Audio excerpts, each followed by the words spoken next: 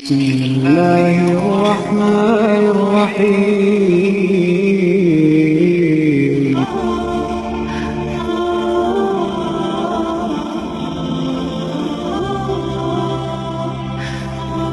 الحمد لله وحده والصلاة والسلام على من لا نبي بعده اما بعد فاعوذ بالله من الشيطان الرجيم. ولله على الناس حج البيت من استطاع إليه السبيل ومن كفر فإن الله غني عن العالمين. وقال النبي صلی اللہ علیہ وآلہ وسلم من مات ولم يحج فليمت ان شاء يهوديا وان شاء نصرانيا. محترم سامعین کرام، فرمان الہی وما خلقت الجن والانس الا ليعبدون کہ میں نے انسان کو اور جنات کو صرف اور صرف اپنی عبادت کے لیے پیدا کیا ہے. اور اللہ کی عبادت میں سے ایک اہم عبادت، ایک اہم فریضہ وہ حج کا فریضہ ہے. لیکن افسوس کہ بہت سارے انسان اس عمل میں، اس فریضہ کی ادائیگی میں کوتاہی کرتے ہیں. حالانکہ یہ عمل انسان پر زندگی بھر میں صرف ایک مرتبہ فرض ہے، صرف ایک مرتبہ. ہم مسلم ہیں، اسلام نام ہے عشق کا، اور وہی شخص حج پہ جاتا ہے جس کو اللہ سے عشق ہو، جس کو نبی علیہ السلام سے عشق ہو. کیونکہ جب کسی کو کسی سے عشق ہوتا ہے، محبت ہوتی ہے، تو وہ اس کی محبت میں دیوانہ ہو جاتا ہے. اس کو اپنے لباس کی، کھانے پینے کی، آرام کی کوئی پرواہ نہیں ہوتی. اور حج میں یہی ہوتا ہے. دو چادریں لیں، کھانے پینے کا کوئی خاص نظم و ضبط نہیں، آرام کا کوئی خاص نظم و ضبط نہیں. ناخن نہیں کاٹ سکتا، بال نہیں کاٹ سکتا، خوشبو نہیں لگا سکتا، ہم بستری نہیں کر سکتا، سلا ہوا لباس نہیں پہن سکتا. بس دیوانہ وار منا سے عرفات، عرفات سے مزدلفہ، مزدلفہ سے منا، اللہ کا ذکر کرتے ہوئے، اللہ کی بڑائی بیان کرتے ہوئے، بس دیوانہ وار مناسک حج کو طے کرتے ہوئے ایک منسک سے دوسرے منسک کی طرف. محترم سامعین کرام، نبی کریم صلی اللہ علیہ وسلم کا فرمان کہ جب آخر زمانہ ہوگا تو یفیض المال، مال بہے گا. جس طرح ندی بہتی ہے اس طرح مال بہے گا. اور آج کل یہی صورت ہم سب کے سامنے. لیکن اس کے باوجود حج میں بہت ہی لوگ کوتاہی کرتے ہیں. حالانکہ پہلے ادوار میں حج بہت ہی مشکل ہوا کرتا تھا. کئی دنوں کا سفر، مہینوں کا سفر. لیکن آج کل جدید سفری سہولیات کی بنا پر حج انتہائی سہل، انتہائی آسان ہو چکا ہے. لیکن امت مسلمہ اس عمل میں، اس فریضے میں بڑی کوتاہ ہے. حالانکہ یہ عمل زندگی بھر میں صرف ایک مرتبہ، اور اس شخص پر جو صاحب نصاب ہو، جو صاحب نصاب نہ ہو اس پر فرض نہیں. اس شخص پر فرض جو ایام حج میں اپنے لیے کھانے پینے کا سامان بندوبست کر سکتا ہو، حج کے سفر کے اخراجات کو برداشت کر سکتا ہو.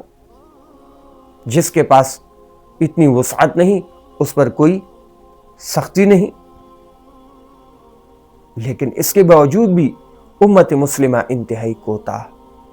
حالانکہ یہ مال اللہ نے دیا، یہ دنیاوی زندگی اللہ نے دی،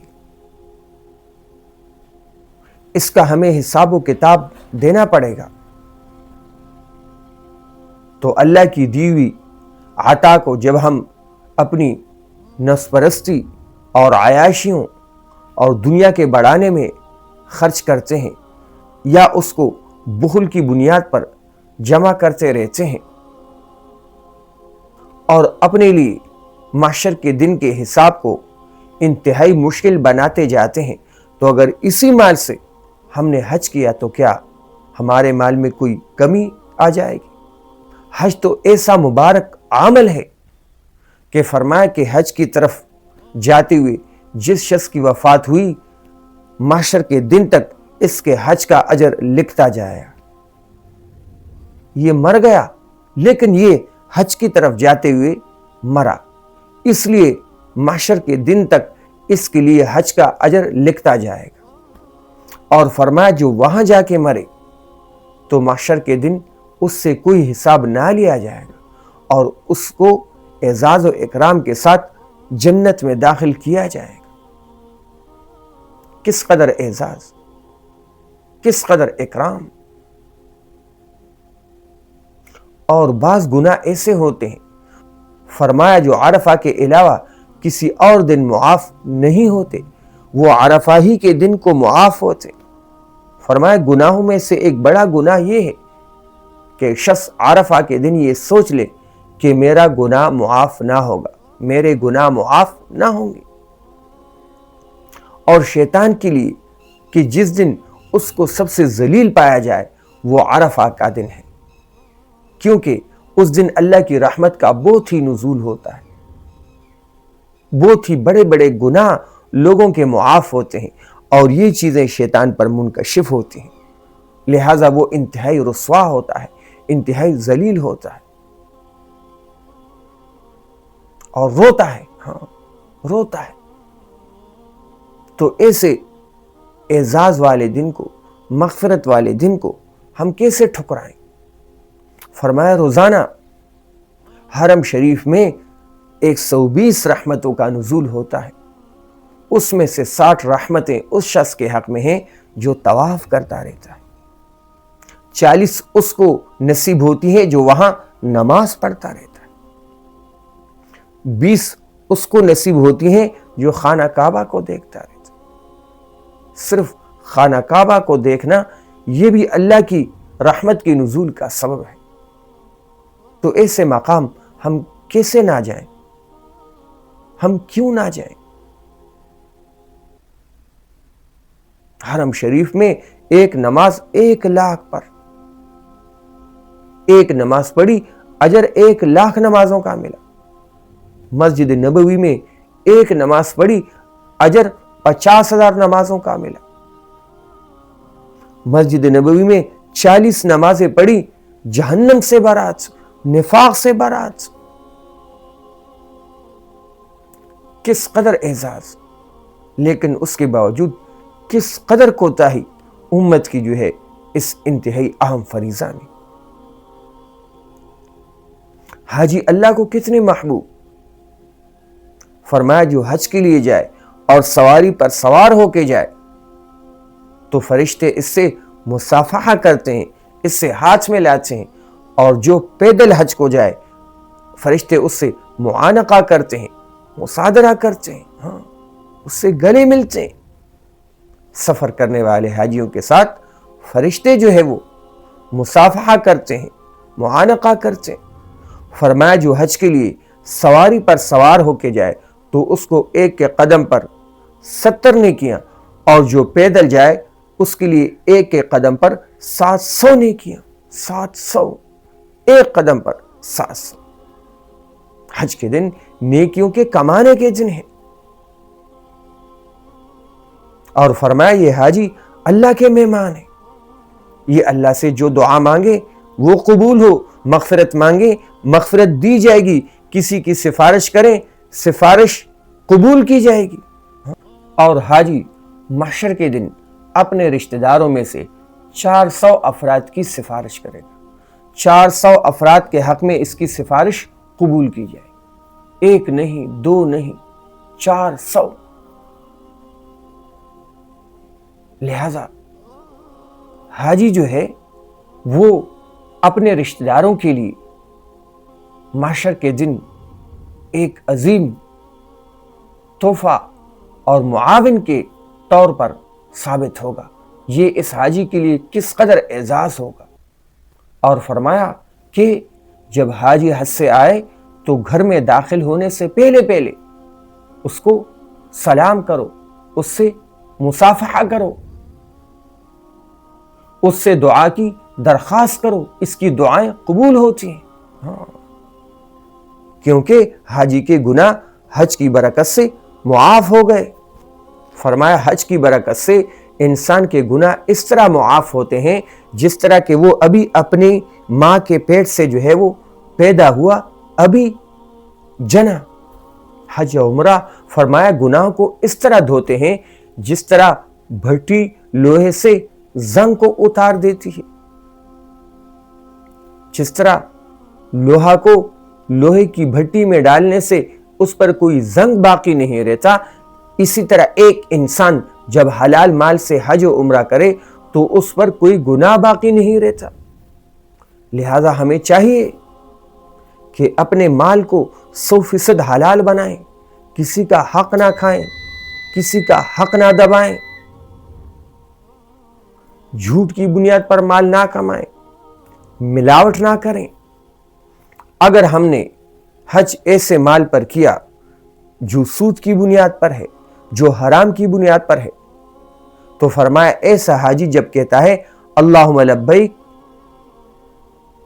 تو اس کے جواب میں اس کو کہا جاتا ہے لا لبیک ولا سعدیک وحجک مردود علیک، کہ جب یہ کہتا ہے کہ یا اللہ میں حاضر ہوں، تو جواب میں اس کو کہا جاتا ہے تیری حاضری قبول نہیں، تیرے لیے کوئی سعادت نہیں، کوئی نیک بختی نہیں، اور تیرا حج جو ہے وہ تیرے منہ پر مارا جاتا ہے۔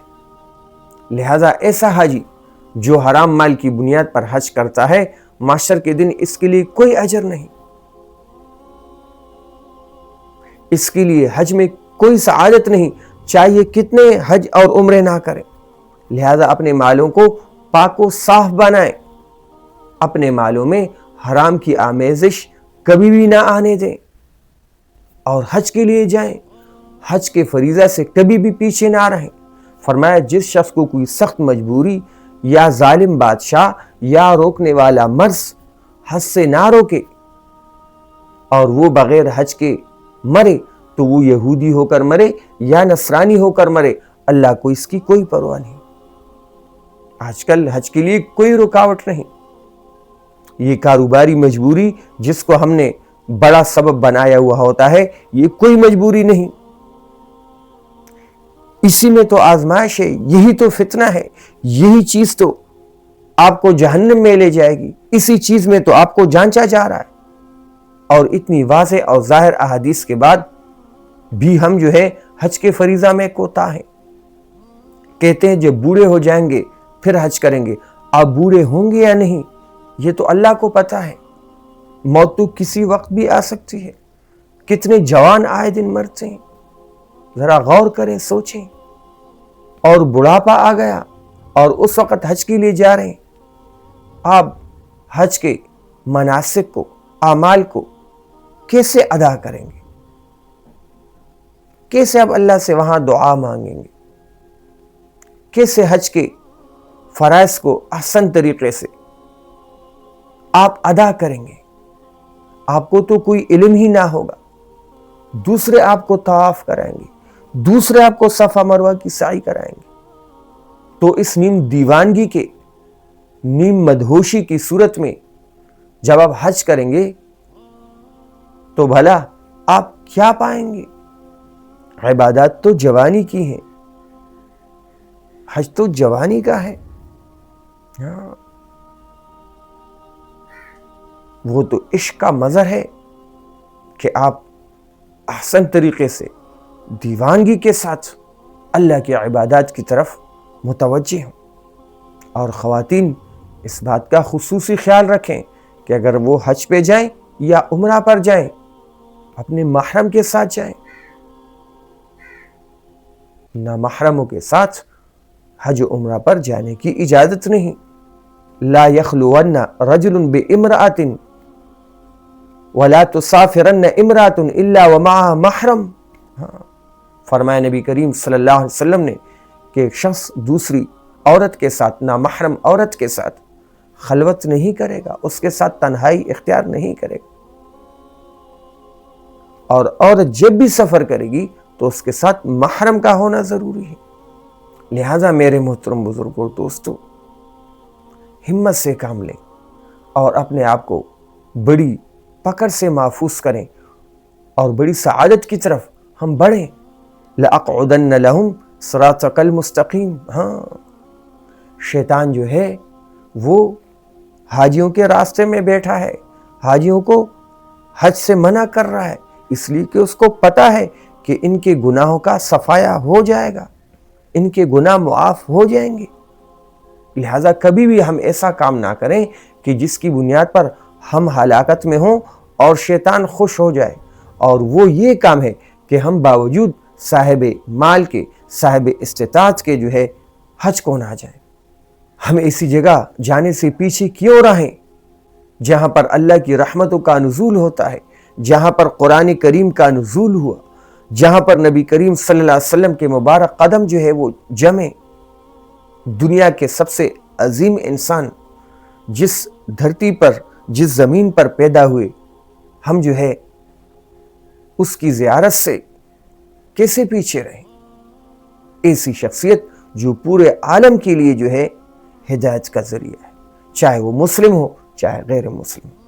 لہذا ہمت سے کام لیں اور حج کے فریضے میں قطعاً کوتاہی نہ کریں، اور جو بھی صاحب نصاب ہیں جلد از جلد حج کے لیے سفر اختیار کریں۔